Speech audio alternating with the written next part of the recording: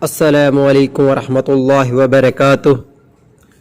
اسلام کے سچے واقعات، واقعہ نمبر 6 کے ساتھ حاضر ہوں۔ نبی پاک صلی اللہ علیہ وسلم کا کفار پر ہمیشہ رعب بھاری رہتا تھا۔ اگر آپ میرے چینل پر نہیں ہیں تو میرے چینل کو سبسکرائب کریں، لائک کریں اور بیل آئیکن کے بٹن کو دبائیں تاکہ نئی آنے والی ویڈیو کا نوٹیفیکیشن آپ تک پہنچ سکے۔ شکریہ۔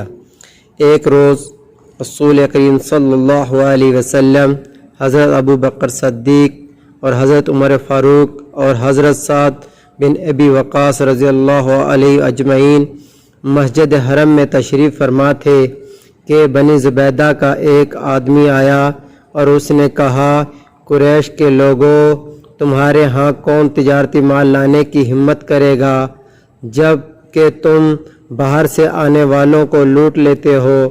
حضور پاک صلی اللہ علیہ وسلم نے یہ سنا اور پوچھا، تم پر کس نے ظلم کیا ہے؟ اس نے کہا، ابو الحکیم یعنی ابو جہل کا نام تھا، اس نے میرے 3 بہترین اونٹ خریدنے کی خواہش ظاہر کی اور ان کی قیمت بہت ہی کم لگائی۔ اب اس کے مقابلے میں کوئی شخص اس اونٹ کو اس کی لگائی ہوئی قیمت سے زیادہ خریدنے کے لیے تیار نہیں ہے، اور اس قیمت پر فروخت کر دوں تو سخت نقصان اٹھاؤں گا۔ نبی پاک صلی اللہ علیہ وسلم نے اس سے 3 اونٹ خرید لیے اور ابو جہل دور بیٹھا یہ سب منظر دیکھ رہا تھا۔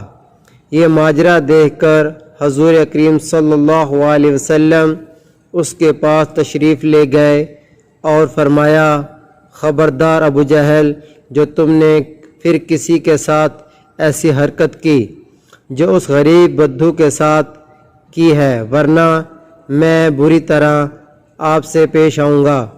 مشرکین جو وہاں موجود تھے ابو جہل کو شرم دلانے لگے کہ تم حضرت محمد صلی اللہ علیہ وسلم کے سامنے ایسی کمزوری دکھائی کہ شبہ ہوتا ہے کہ شاید تم ان کی پیروی اختیار کرنے والے ہو۔